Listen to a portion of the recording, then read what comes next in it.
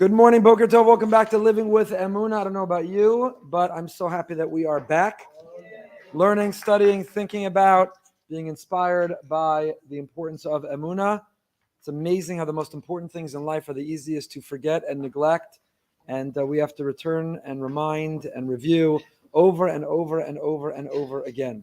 So first of all, as always, we're very grateful to our series sponsor, Dr. Zavi and Bella Morgan. Incredibly generous, have sponsored our Living with Emunah series in memory of Rabbi Dr. Brian Galbert, in memory of Bella's mother, Dr. Ellen Chanzer. We're very grateful to them. This morning's shir is also sponsored.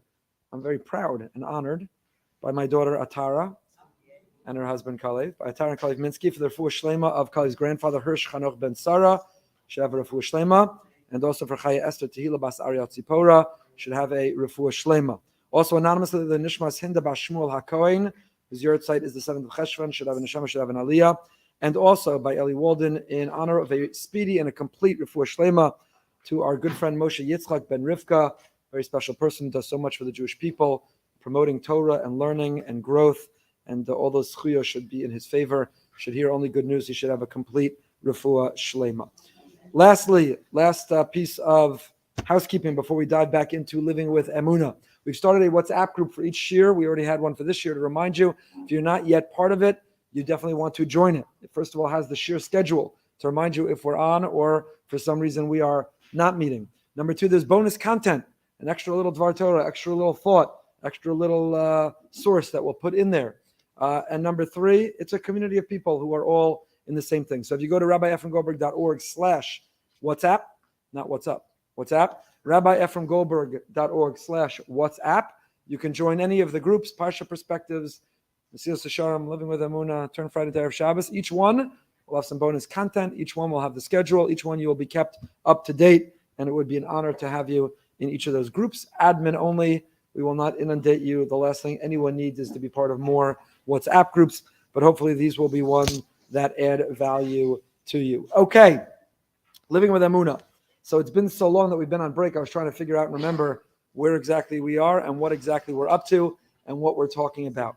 But considering the fact that we essentially say the same thing each and every time, it almost doesn't really matter. We basically say the same things over and over and over again. So let's begin with an Emunah story.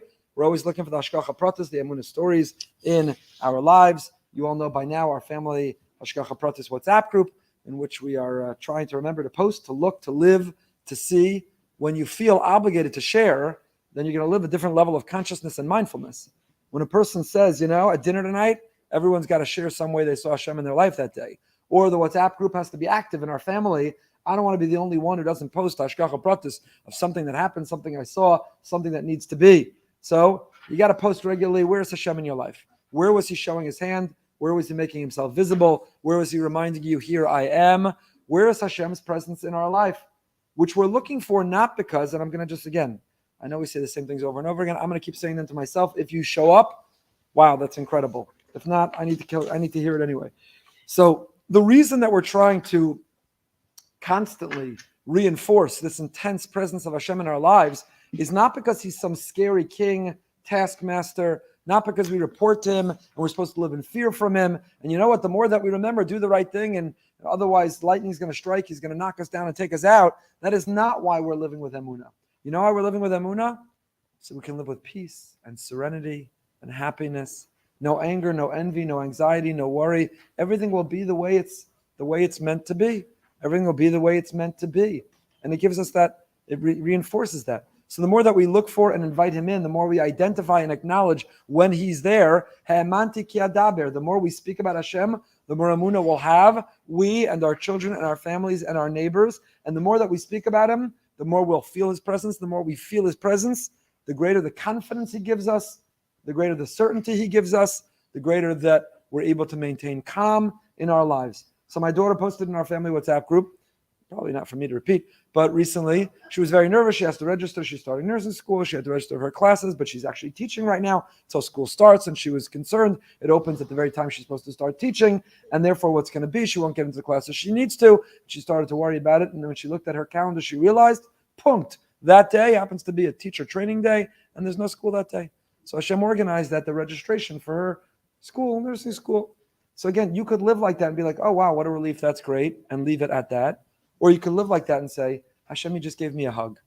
Hashem, you just gave me a kiss. Hashem, I started to worry, and you told me everything will be all right. You organized and orchestrated, you curated my life, so it'll all be fine, which is an incredible, incredible gift that we have to not panic and not worry. I'll tell you one more story. And as I tell you with the disclaimer, each time I share these stories, it's been a little while, you have to write them in. Whether you're watching, you're listening at home, whether you're here in person, with the benefit of hot coffee on us, wherever you are, share your Emunah stories because they inspire all of us. So I was in Auburn, Alabama the other day. Coach Bruce Pearl, the Auburn Tiger team, went to Israel, support Israel, incredible group of African-American, non-Jew basketball player, future NBA players. Love Israel, went to give an award to thank them. And I tried to fly back on the last flight out on Monday night to make it back to the Parsha Shir for yesterday morning. But Alabama is an hour and a half from the Atlanta airport, and it's an hour behind in Atlanta. And I wanted to give that award before tip-off and then book out. Don't tell Coach Pearl I didn't stay for the game, then book out and make it to the airport. And I was worried, would I make it? How would it work out? What would be? And I left the arena just in time to press Uber to get an Uber driver, wondering whether an Uber driver would come. And an Uber driver came and he picked me up. And he asked me, what are you doing here? I said, I'm here with the delegation. There were 120 NCSY kids that came, that volunteered and did chesed soup kitchens in Alabama. Doesn't see a whole lot of Jews to make a Kiddush Hashem, to say thank you for what they did for Israel. And this Uber driver says, I drove some of your kids earlier today to a soup kitchen. Those kids were unbelievable. I was so inspired by the way that they behaved. By the end of the hour and a half drive where we discussed the Bible, if you're from Alabama, you're very comfortable discussing the Bible with complete strangers. We discussed God and the Bible, and we're good friends, and now he has my number and texts me. So he declared to me, so first of all, he felt on a mission. When I told him I'm trying to get back because I teach a Bible class in the morning, his mission was to get me to that airport with whatever shortcuts and side roads and speed was necessary. It's possible I need to bench Como tomorrow. But his mission from God was to get me to the airport. And by the time he dropped me off, he said, I want you to know, Rabbi, I bought a Powerball ticket. Remember the Powerball Monday night was $1.9 billion. And he said, I was so impressed by those kids and the way they behaved that if I win, I want to write a nice check to that organization that brought those kids here. But I could have pressed Uber. Any driver could have come. First of all, they could have been slow and difficult and not cared, and I could have missed my flight. They could have not been the one who took our group and could have hopefully tried to increase that Kiddush Hashem that those kids started. There was this hand, I felt like I'm going to get there, we'll make the flight, it's all going to be good, everything's fine. Then, of course, there was only one lane open at TSA, even though whatever, leave it out. And as I panicked, and I was on the phone with the incredible Rebbitzin, she was like, don't you teach us Emunah class? Don't you talk about this example all the time? Take a deep breath, it's all going to be fine, you're going to figure it out. You make it, you won't make it, whatever it be is what's meant to be. So I hung up on her. No, I'm just joking. So, just joking. I said, as I find myself doing several times an hour, you're 100% right, I'm wrong, and I stay calm and serene. So the idea of living with Emunah, and I'm telling you these stories not to flex, not because I'm anything special. In fact, it's the opposite. But you could live your life in black and white, or you could live your life in living color. You could live your life and things just happen. They're random, they're coincidence. Maybe you notice, maybe you don't even notice. You could just live your life where you're anxious and you panic, where you're angry or you're arrogant, where you're envious or you're jealous. Or you could live your life where he's everywhere and you're like, it'll be what's meant to be. This hurricane, where's it going? What's going to happen? Will school be closed? Will it be open? Will we lose power? You could panic and you can be anxious. And I'm not talking about, we're putting a lot of emphasis not on clinical mental health, anxiety, which needs all kinds of support and intervention. Again, just the usual anxiousness that comes up in life. And if you listen to, this is important. We're going to get to learning in a minute. The second episode we did of our Out of the Shadows, our mental health broadcast. If you want to work on your Emunah, you have to listen to it. Not only because of the courageous Jessica and Eitan, who courageously each shared their story of managing anxiety in their lives, which is well worth listening. Incredible courage they had to tell their stories in detail. But we interviewed a doctor who is the founder of the Center for Anxiety. He's a professor at Harvard University on anxiety and mental health. And he happens to be an observant Torah Jew. And in the conversation, you have to watch it, about understanding all the studies and all the research, of which he does much and contributes much, all points back to the fact that anxiety stems from a feeling and inability to deal with uncertainty in life.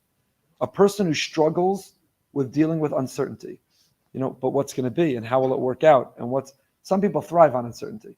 If you were watching the election results last night, happy, unhappy, partly whatever, we're not, no political commentary here. But like the reality TV component of election results, it's like the ultimate sports game. Like, what's the outcome going to be? This one's up. Now they're losing. Now they're winning. What's the result going to be? And the stakes are much higher than the fact that the Yankees got eliminated by the cheating Houston Astros. The stakes are much higher when it comes to our elected officials and policies, so on and so forth. But implicit in that night is uncertainty. Uncertainty.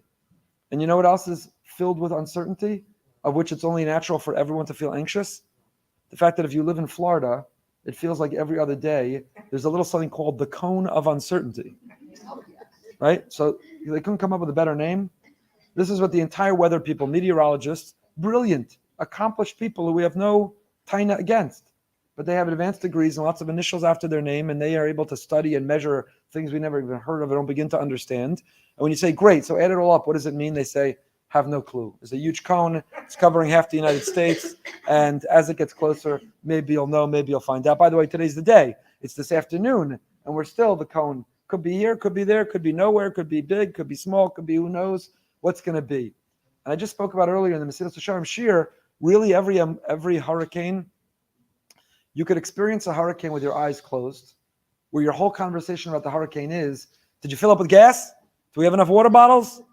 The batteries and the flashlights good to go? Did you bring in the outdoor furniture?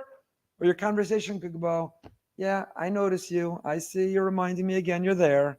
I know how little power, how little control we have. I know how little we could even predict. I've quoted so many, countless times, the Gemara in the beginning of Tainus that tells us that Hashem said, go conquer my world. Study it, manipulate it, control it. Be in charge of it. Control nature. Fly into the space and the cosmos and understand and invent and create artificial meat. Go control the world, whatever other examples you want. Put satellites in the sky and video technology. Give a bracha to your kids halfway around the world on Erev Shabbos. Do everything. Control my world. But here are three things you'll never control. This is what the Gemara 2,000 years ago told us. Fast forward 2,000 years and all the progress, all the technology, all the advance, and all the money, and we've made zero inroads in the three ways that Hashem said, these are the keys I hold on to. What are those three keys? I hope you don't know, so I'll feel better about the fact that I always repeat. One of those keys is conception. Conception. People who are desperate for a child, and we daven everyone who's longing for a child should be blessed with a healthy child that gives them nachas. It's not a simple thing at all. If a person actually studies the statistics, how many pregnancies end in the birth of a healthy child, how many don't, how many attempts at conception yield a healthy child, and how many don't. If we understand the data about infertility, secondary infertility, we would never take for granted what is the miracle of a healthy child. The miracle of a healthy child. Dr. Matilsky in our shul, who runs an IVF clinic, a lab, will tell you, he mixes all those materials. He mixes them together. But whether in the end, when you implant them, they come out as a healthy baby or not, he surrenders. He's a Torah observant Jew, a wonderful person and a great neighbor. He will tell you, he can mix all those materials, he puts the ingredients together, but whether the recipe comes out, it's not up to him. He's told me several times about cases where there are embryos that look like they're holding on for dear life, they're weak, and they're compromised, but alas, that's all that the couple produced for tens of thousands of dollars. So what are you going to do? You're going to implant them.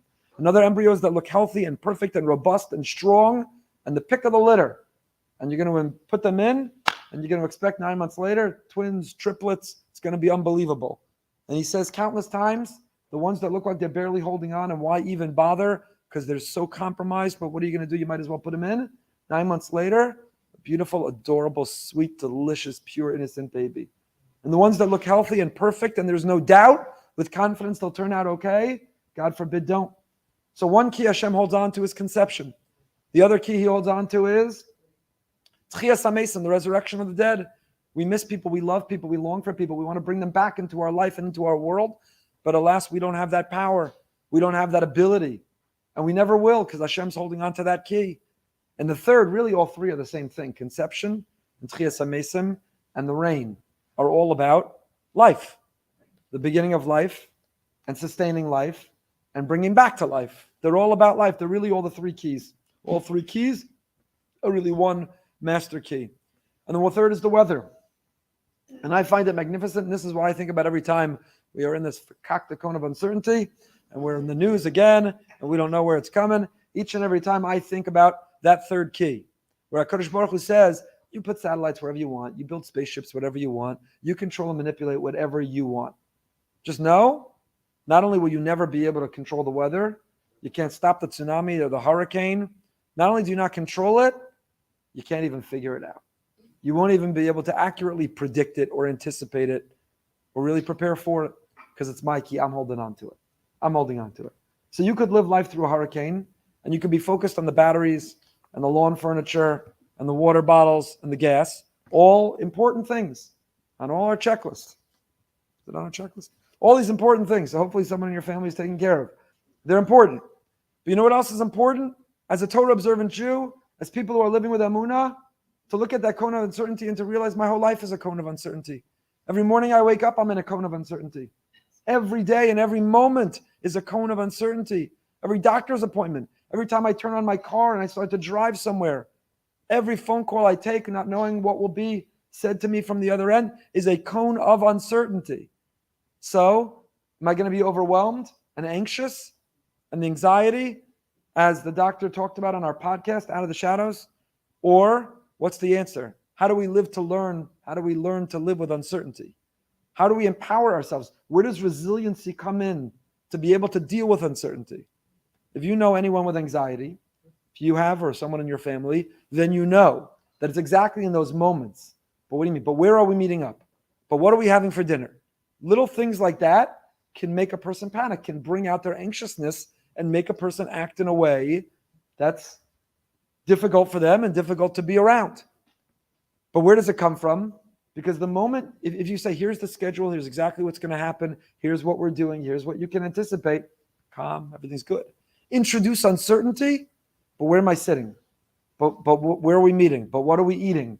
But what's going to be? Will I get into that class? And all of a sudden there's anxiety. So how do you build the resilience? And this is what he said. Harvard professor said, you know how the antidote, part of the antidote? Emunah stories. Learn about Emunah, read about Emunah. You got to watch the podcast.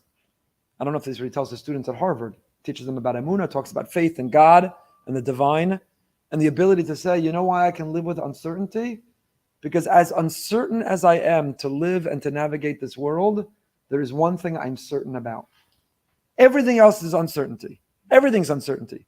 Where will the hurricane go? How will I feel later today? What will be in this world? What will be the results of the election? What will be, maybe even if I'm unhappy with the results, maybe they're the right thing.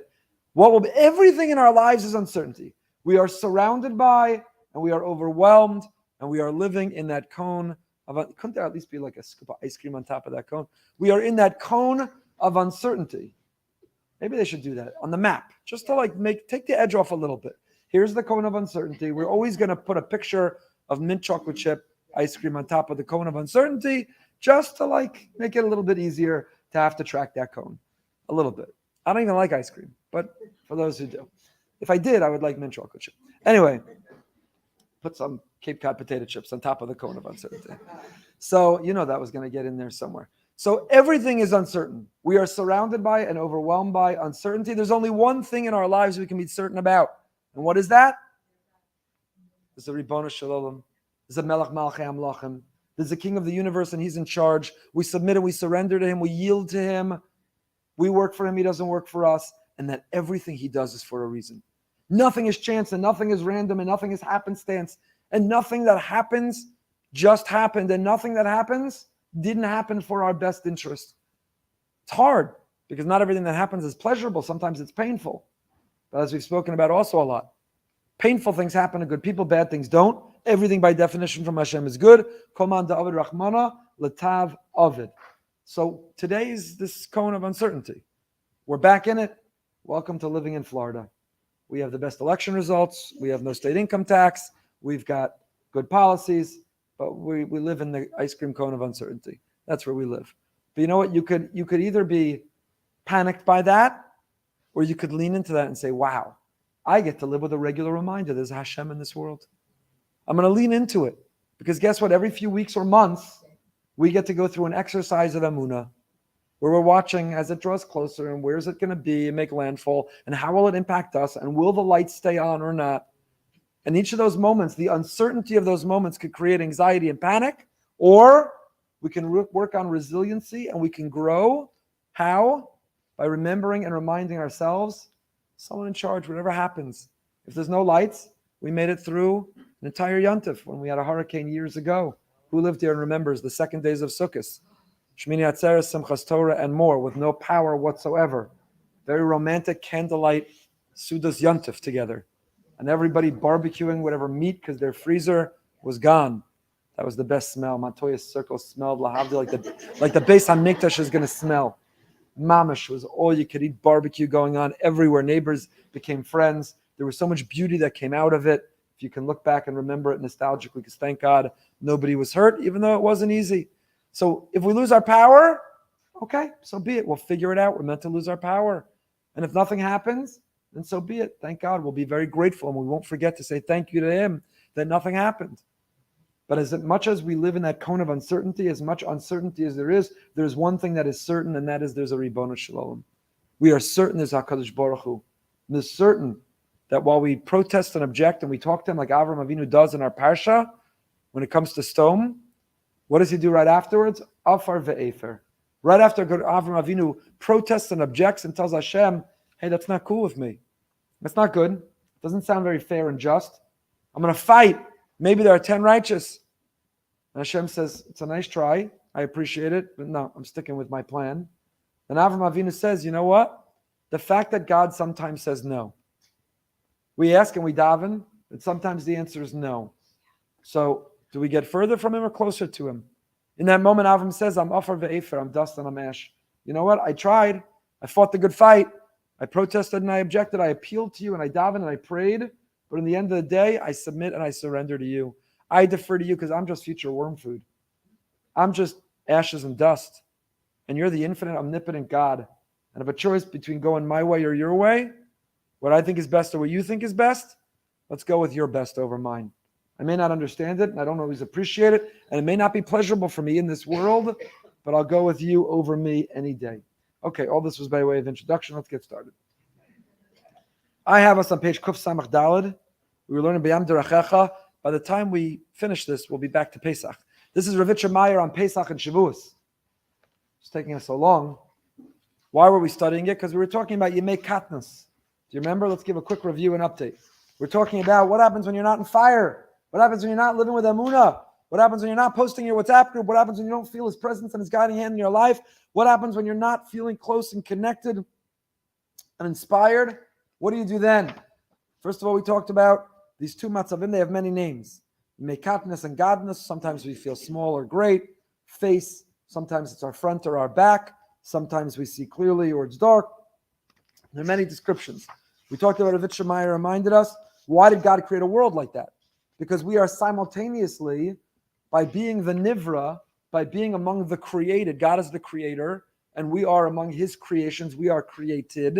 And when you are created, you have two feelings simultaneously.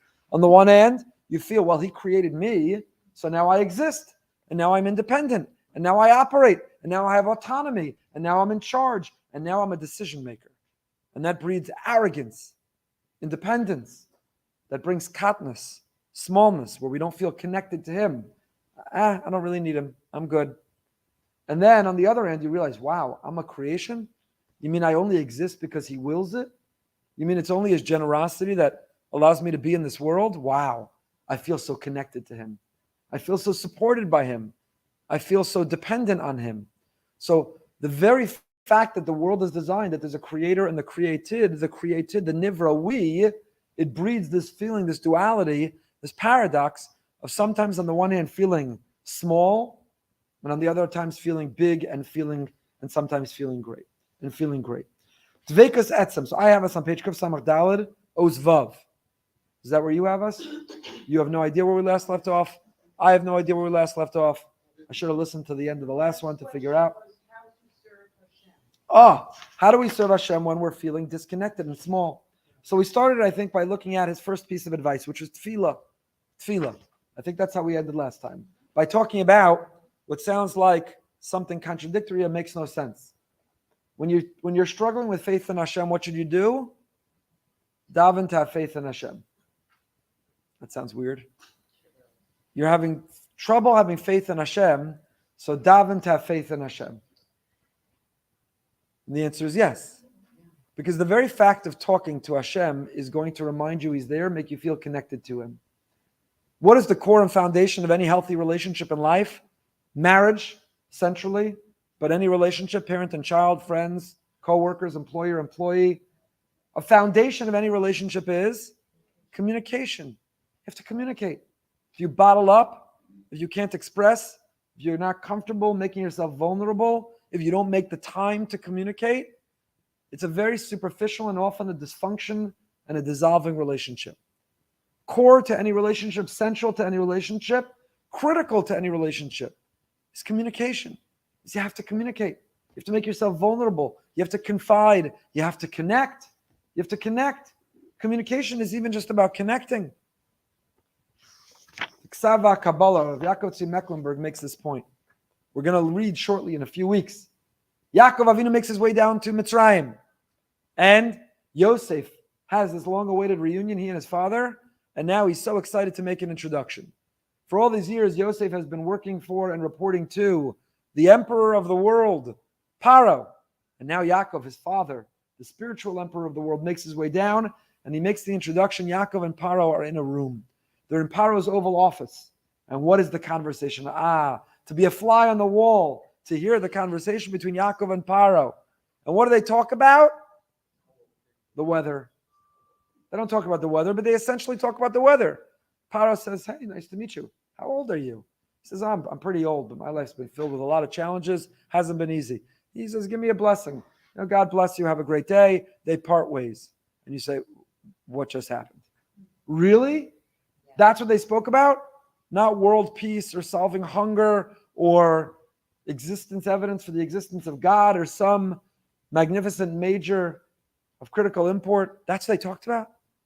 And there are many answers to this question, which we're not at that parsha, so I'm not going to tell you. But I'll just tell you the one of the Ksav HaKabbalah. He says, you know what they were talking about? Dvarim shel mabekach. It's an expression. Chazal used that word. They talk about whether on Shabbos you're allowed to talk about Dvarim shel mabekach. You know what Dvarim shel mabekach means? Dvarim shel mabekach loosely translates to small talk. Small talk. What is small talk? Small talk. How's the weather? What'd you have for lunch today? What's doing? Where'd you get that dress? Small talk. Small talk. Small talk. Small talk, good or bad? So a lot of people, some people who feel sophisticated and advanced, who has time for small talk? Small talk is for unsophisticated people, simple people, ignorant people. Who has time for small talk? Where's there room for small talk? Ksava Kabbalah says, small talk, the Torah here in this conversation, Paro and Yaakov, is essentially endorsing small talk. And this is what he says, a brilliant insight. He says, you know what the value of small talk is? When you only talk to someone because there's a reason and a purpose and an agenda, then you don't really care about the relationship with the person. They are a means towards an end to check something off on your agenda. So if the only time that we ever communicate, we're working on a project, or I need to access some information, or I need to make a plan. If the only time I ever talk to you is because there's something specific, then it's not really about our desire to connect. It's not really about us. It's about fulfilling this agenda. You're just an instrument or a tool. You're just a pawn for me. But if I'm willing to endure or engage in small talk, where I'm going to get nothing out of it, there is no agenda, there's nothing of critical import, all there is connecting with you. So what am I communicating? I care about you. Let's just make small talk. Let's just spend time. Let's just connect. Let's just learn. I'm just curious, small talk. I want to learn about you. I want you to learn about me. Small talk. And that's what he says, the value. There's a big value in a willingness to engage in small talk. Satmar Rebbe famously said, every Masechta of Shas begins on what daf? The women's shir of Emunah begins on daf Beis. What happened to daf Aleph? Every Masechta starts on daf Beis. What happened to daf Aleph? So after the war, he would give shir in New York to a group of survivors. And before shir began, before they opened the Gemara, they would sit and they would talk. How are you? What's happening? How's your mishpacha? How's the job? How's it going? And only then when they would open the Gemara. And someone was once critical. It's Bittul Torah. Shir's called for that time. No, start. Open the Gemara and start the Shir. Why are you engaging in this other conversation? And his answer was, you'll notice that every Masechta begins on Daf Beis. Because you know what Daf Aleph is? Small talk. The Daf Aleph is, I care, I'm with you. I care that we're together. I care to know you. I care for you to know me. That matters. It matters and it's meaningful to just be together. The relationship with no agenda. So before we get to Daf Beis and before we dive into the Torah, Daf Aleph is small talk. Why am I telling you all this? Because I think that's the idea of tefillah. How do you break out of the mekatness? Rabbi Yitzchak Meir's first piece of advice, really picking up on where we left off several weeks ago, is start talking to him. Small talk. Hashem, I'm not coming to you to there's no crisis. I'm not coming to you to solve world hunger. I'm not coming to you because there's a terrible diagnosis. There's all those things too. I'm not just coming to you because there's a hurricane. I'm not just coming to you because we're in a moment of a cone of uncertainty. Hey, I just want to fill you in, some small talk. I just want to tell you what's going on in my life. Thank you, that trip worked out and I made the flight. I got nachas from this child, or this thing is happening, or that I hope will work out. Do you mind? And you go from feeling disconnected and far away by just talking, unburdened, by just communicating, by just engaging in that small talk that says to Hashem, there's no agenda. There's no agenda. This is not about I need you for something. This is about I want to be close to you. I just want a relationship with you. So let's start the next. Ozvav. V'zeh omek hamatar shel katnus sharicha gigram l'kirav Yosef pnimi va'amiti. Tainu shedavke mitoch hahester adam yimtzes Hashem yizbarach b'tzura chazaka u'miyuchedas. Sometimes when everything's hunky-dory and wonderful and well, and we're flying high, there's an element of that which is amazing, but there's an element of that which is also counterfeit. There's an element of that which is an adrenaline rush. There's an element of that which is an endorphin release. There's an element of that which you don't know is really and truly authentic. And yet, sometimes it's the moment of hiddenness. Sometimes it's in the moment of distance. Sometimes it's the moment of needing to dig deep that you can actually recover and feel closer than ever. I'll give you a metaphor. A couple are experiencing a high romantically in their love for one another. It's a significant milestone. It's an anniversary. It's a trip. It's a honeymoon. They're flying high and everything's wonderful. And they're madly in love and they're adorable and cute to themselves. It's obnoxious to anyone around them. And everything is amazing and perfect and wonderful and fantastic and fun. Is that the most real expression of love? They're far away and they're on some trip and they're delighting in their time together. On the one hand, it's amazing, it's fantastic, and it's real, but it's also not sustainable, and it's not real life, so to say. And it's a high which has a value and which restores an energy and a romance, and it's important. But is it more real than when the couple are in a bad place, have gone through tension or a fight or conflict or a crisis of faith in one another or faithfulness, and they dig deep and they pledge and they promise and they make themselves vulnerable and they work through and they struggle to find one another and to persevere and to transcend and to not only survive but to thrive through that incident? Which is more real? Which is more lasting? Which is more transformational? It's the second. It's the second, for sure. When you're agitated, when you're confronted, when you overcome that test that the relationship sustained, and you nevertheless persevere, what you have is deeper and more authentic and more lasting and more real and more close and more intimate and more connected than the greatest honeymoon, the greatest exotic location, the most fun activities, with the greatest everything. So says Rabbi Yitzchak Meir, sometimes it's those moments of katnus with HaKadosh Baruch Hu. HaKadosh Baruch Hu, I don't see you, I don't feel you, I've been unfaithful to you, or I feel you've been unfaithful to me. I don't know where you've been, and I'm resentful or angry, but you know what? Nevertheless, I'm committed to fight through, to work it through, and to feel your presence, and to reconnect with love and with intimacy. And when you do, and you endure through that resiliency in the relationship, and you break out, you feel something special and more connected and more real and more lasting. It's more genuine than what you had before. Which is true in our relationships in marriage. Our relationship with HaKadosh Baruch Hu is a marriage. It is a marriage. And there are moments of closeness and moments of distance and moments of loyalty and moments of challenge. But will we fight through? Will we break through? Will we come out on the other end? And if we do, and we do what it takes to get there, it doesn't mean there won't be ups and downs and forward and backward movement. But when we come out on that other end, we're so much stronger than where we were before. When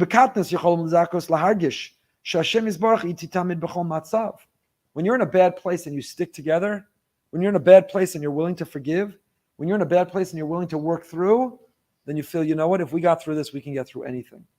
I've never felt more connected. I've never felt more confident.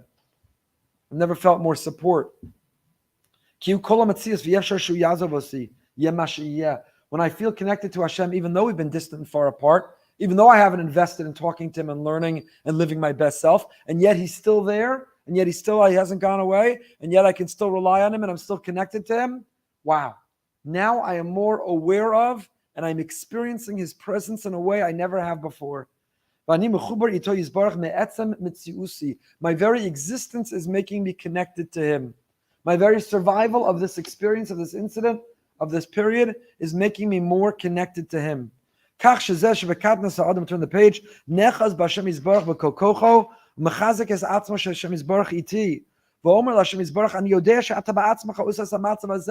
Hashem, I feel you, and I know you're here. And I can't believe how lucky I am that you're sticking with me. And I can't believe how much of a future we have despite where we've been. I know that you're here. Not only do we have a better relationship, not only do we have the same relationship, we have a better. We have a better relationship than we've ever had. What's the formula we say? All Yom Noraim. All Elul, beginning of Tishrei. Slichos. What is the statement? What is the motto? All the slichos we say is only we can get to the Yud Gimel Midas HaRachamim. So that we can scream and proclaim and make the wall shake with Hashem, Hashem, Ki HaRacham V'Chanun. 13 attributes of God. Why do we repeat Hashem, Hashem? We who are so concerned and aware of always reminding everyone there's only one God. Hashem Elokeinu, Hashem Echad, there is one God. The unity of Hashem's existence. And all of a sudden we begin Hashem, Hashem, Ki HaRacham V'Chanun. Why do we say it twice? Hashem, Hashem. So the Gemara Chazal say, Tosos their comments, Hashem, ani kodem achet, ani achar achet. Hashem, Hashem, Ki HaRacham, Hashem, Hashem. The relationship we had before you messed up, the relationship we had before the mistake, the relationship we had before the poor judgment, the relationship we had before the distance you placed between us, Hashem afterwards, not only can we restore what we have, it can be better than ever. It can be better than ever. So don't go and mess up your life because in the back of your head you say, you know, I can indulge this appetite, I can mess up because I can always come back better than ever. That doesn't work. You can't go in with that attitude, not in marriage, not in a relationship with Hashem. But when often, inevitably, invariably, we all make mistakes, we need to know with Him, and if we're lucky in the relationship we have with others, not only can we come back better than ever. Not only can we restore, it can be more special than it ever was. So, in a sense, when you experience that, you make katnas. When you go into that dark or distant place, when you're struggling in your relationship with Hashem, don't go there on purpose, and don't be happy you're there, but recognize that it's from there that you could bounce back better than ever. It's from there you could bounce back better than ever. You know, sometimes you have to have you read the L'Shem Aliyah, you fall. Talk about in the world of recovery, rock bottom. Did they hit their rock bottom? Because only when you hit your rock bottom will you get the bounce. And when you hit a rock bottom, and the more velocity you hit it with, the higher the bounce will take you. But sometimes you need to hit a rock bottom in order to bounce. And so there's a value in that katnus. Sometimes when you feel far apart in distance, when you're not feeling that faith and you don't feel His presence, you can lean into it, embrace that, and use that to experience enormous growth. And I'll end by telling you, spoken about this and written about this. Once came across this article in a science magazine. Yes, it's a flex. I read science magazines. I tripped on the article. I don't know how. And it said the following. Bats sleep upside down. Why do bats sleep upside down? Bats, B-A-T-S. Bat, an animal, the bats. Bats sleep upside down. Why do they sleep upside down? Bats can fly. But bats have very short webbed arms. So their webbed arms enable them to have wings that can fly, but the anatomy of their webbed arms are so short that they can fly, but they can't lift off. They have no lift. They can't lift off, but once they're in flight, they can fly. So you know why bats sleep upside down? Because when they're ready to fly, when they wake up, they let go. Gravity pulls them to the ground. They pick up speed, and by falling, they're able to gain flight. And when I read that, I said, wow, what a metaphor for us for life.